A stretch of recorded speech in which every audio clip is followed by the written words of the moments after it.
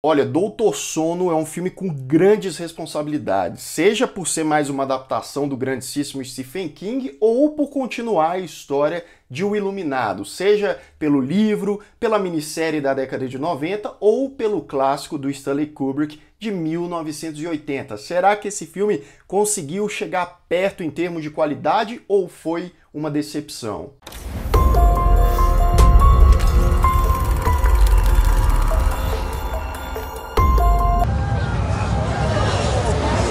Sejam todos muito bem-vindos a mais um Refúgio Cult, meus amigos, para a gente falar de mais uma adaptação do grande Stephen King. Só para 2019, que eu me lembro, a gente já teve It, A Coisa 2, Campo do Medo e agora Doutor Sono, em um período de tempo bem curto, para falar a verdade. Bem, eu já adianto para vocês que eu gostei bastante do filme, ele é uma obra-prima, a perfeição na sua maior pureza. Não, ele também tem os seus problemas no meu ponto de vista, a gente vai falar também sobre isso. Se você ainda não me segue lá no Instagram, me siga lá, @lucasthmaia, para mais novidades sobre o Refúgio Cult, cinema e séries de TV. O Iluminado é, na minha opinião, uma das melhores histórias do Stephen King. Olha que a gente tá falando de um cara que já construiu um universo aí cheio de personagens aterrorizantes e histórias ainda mais bizarras. Por mais que tenha esse atrito aí, que o King não gosta muito da adaptação feita em 1980 pelo Stanley Kubrick, eu gosto demais do filme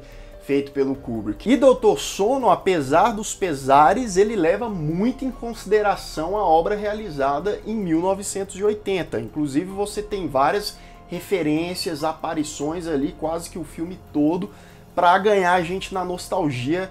Muito bem trabalhado, muito bem feito. O nosso famigerado fanservice, ele rola aqui também. Na história, para você que caiu de paraquedas, que não tá sabendo muito, a gente segue o Danny Torrance. Lembra do menininho de Iluminado, filho do Jack Torrance, o personagem do Jack Nicholson? Pois é, aqui ele tá adulto, tá ali com mais de 30 anos de idade, e o cara tá levando os seus traumas. Por mais que ele, tentasse ali equilibrar a sua vida, tendo aqueles poderes de iluminação, etc., ele encontrou refúgio na bebida, Então o cara estava passando por vários problemas, estava perdido e já à beira de entrar em um colapso, seja lá qual for, ele decide mudar para uma cidadezinha menor, pacata, e acaba conseguindo um emprego em um hospital. E a vida dele vai mudar bastante, principalmente a partir do momento que ele tem contato com uma menininha que tem poderes semelhantes aos dele. E claro, a gente tem uma nova ameaça também nesse contexto todo. Então é uma história interessante. É inevitável a gente comparar a história dessa continuação com a história original. A história do Iluminado é uma história muito mais, digamos, simples. Ela é mais intimista. Você praticamente tem quase que 80, 90% da história, o hotel, o Overlook, um ambiente só e pouquíssimos personagens ali. No máximo, no decorrer do filme todo, você tem ali meia dúzia. Aqui você tem muitos personagens, muitas subtramas, então ele precisa se dividir bastante e a história ela acaba sendo mais complexa, tendo mais camadas. Isso é interessante, o filme funciona na maior parte do tempo assim. Só que o filme ele tem ali a sua barriguinha, afinal de contas é 2 horas e meia de duração, é muito filme, Então por mais que eles tenham que desenvolver bem esses personagens, a ligação entre eles, os seus objetivos, na minha opinião eu acho que dava para enxugar ali uns 15, 20 minutos, claro, sem cortar partes essenciais, mas eu acho que melhoraria bastante a fluidez do filme, que em alguns momentos ali, da metade, ele dá uma leve caída.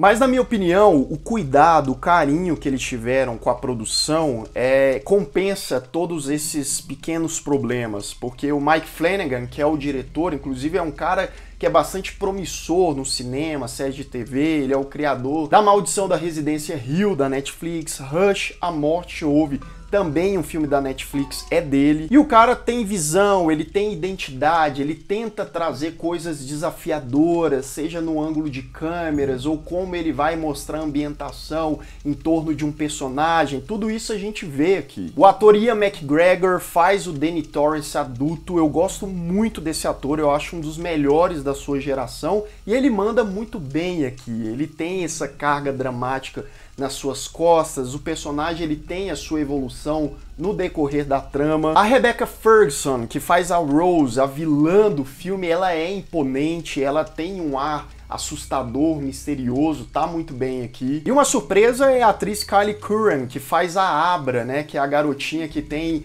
poderes. Eu também gostei muito, achei ela bastante natural em vários momentos, ela tem personalidade. E uma coisa interessante do filme, né, da narrativa, como ela é construída, o filme não necessariamente coloca o Danny como o protagonista único. Sim, ele é o principal, mas esse papel de principal é dividido tanto com a Rose, a personagem da Rebecca Ferguson, que aparece bastante na trama, quanto com a personagem da garotinha da Abra, que também tem uma importância super relevante para a trama. Além disso, o filme tem bons efeitos especiais, a trilha sonora também chama atenção, às vezes eu acho que ela poderia ter dado uma variadinha maior, mas ela ajuda no aspecto da tensão. E, meu amigo, se você é fã de O Iluminado, o ato final desse filme vai ser um prato cheio para você. Pelo menos para a maioria dos fãs, eu gostei bastante do filme, por isso que eu dou uma nota 8. Se você tá em dúvida se deve ver ou não, dê uma chance, vá de cabeça aberta,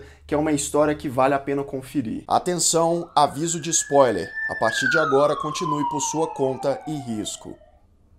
O início de Doutor Sono é uma das minhas partes favoritas do filme, porque a gente acompanha o Danny Torrance ainda criança logo após o incidente no Hotel Overlook. E ele tá morando com a mãe dele apenas, a Wendy. Inclusive a Alexandra Hassel, que faz a Wendy aqui em Doutor Sono, ela tem ali umas semelhanças com a Shirley Duval, colocaram ali uma peruca que deixou ela mais parecida ainda, o famigerado roupão azul.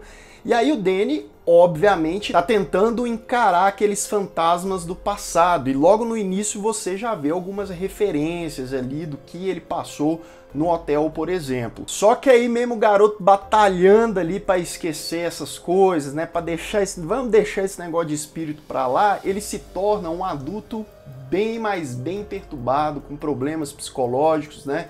Problemas com álcool, e quando ele se muda para outra cidade lá, ele consegue esse emprego. E aí a gente vai pro lance do nome desse filme, Doutor Sono, que na minha opinião ficou um negócio discreto demais, né? Tá ok, foi uma escolha do filme não abordar tanto isso, mas talvez até algumas pessoas tenham se perguntado o porquê. Mas é porque ele trabalhou ali durante 8 anos para, digamos, aliviar a passagem dos pacientes terminais, né, que estavam à beira da morte, e tentar tranquilizar eles ali na hora de morrer. Só que esse nem de longe é um dos aspectos principais do filme, é só mais um elemento dele. Vale lembrar também que, como eu disse, né, o filme tem vários easter eggs, vários segredos em relação ao Iluminado. Por exemplo, quando o Danny vai fazer a primeira, digamos, entrevista de emprego lá no hospital, a sala do médico lá, do chefe que vai contratar ele, é igual à sala do cara que contratou o Jack Torrance lá em Iluminado, né? Uma sala com parede meio rosa, né? A composição da sala é quase idêntica. They're coming. Talvez você não tenha percebido, mas a casa da Abra ou Ibra, hein? O que eu falo? Eu vou falar Abrazucão mesmo. Abra, é 1980 o número da casa dela, que é o ano que foi lançado o primeiro filme lá do Iluminado. Sem contar outros aspectos mais assim aparentes, como a palavra murder na parede, ou a parte do Here's Johnny que vai aparecer lá na frente. E o filme começa a ficar mais intenso quando a gente vê melhor a relação da Abra, mesmo que a distância com o Danny, né? Eles passaram vários anos se comunicando ali através da lousa lá da parede no quarto do Danny. Os dois vivendo a sua vida, a Abra parece até então saber lidar ali na medida do possível com os seus poderes. E aí o negócio complica com um grupo de peregrinos, né, que é o pessoal, os vilões lá que ficam andando de um lado pro outro na missão de viver o máximo que eles conseguirem. Lembrando que eles não são necessariamente imortais, né, mas eles ficam procurando principalmente crianças que têm poderes, que têm a iluminação,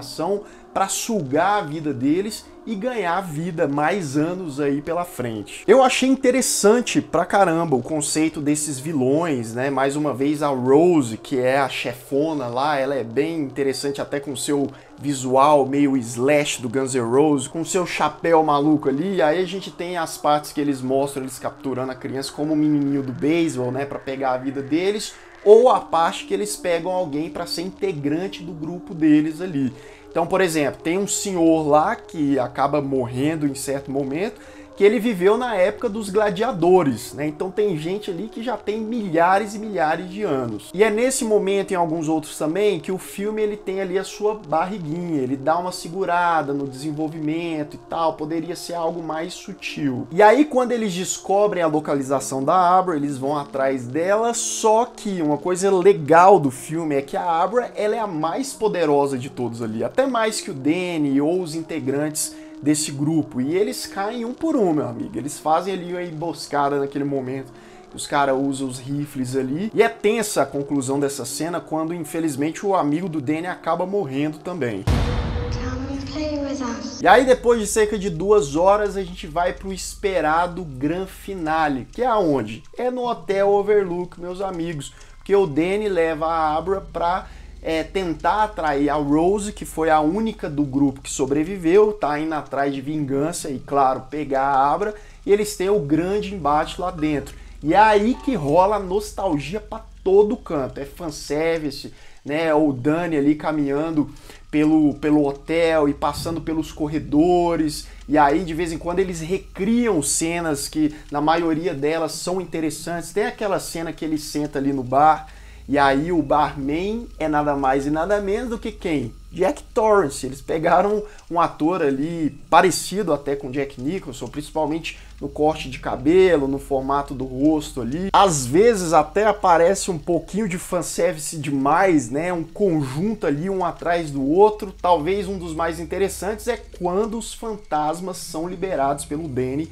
para atacar a Rose. Eles acabam atacando e sugando a energia dela. Só que ele teve que pagar um preço por isso, porque ele também foi sugado, né? As gêmeas, enfim, a galera que ficava lá no hotel. Se a gente parar pra pensar, é complicado, né? Porque o Danny acabou morrendo no mesmo lugar onde, digamos, tudo começou, que foi no hotel, né? Só que no fim das contas, o hotel finalmente pegou fogo, acabou com tudo ali. Vale lembrar um mérito da produção, tá? Porque toda a recriação de ambientação, seja do hotel, seja do labirinto, que lembra muito o que foi construído lá no filme do Stanley Kubrick. E o finalzinho fecha com a Abra conversando com o Danny no seu quarto, mas não é segredo nenhum que ele já estava morto ali.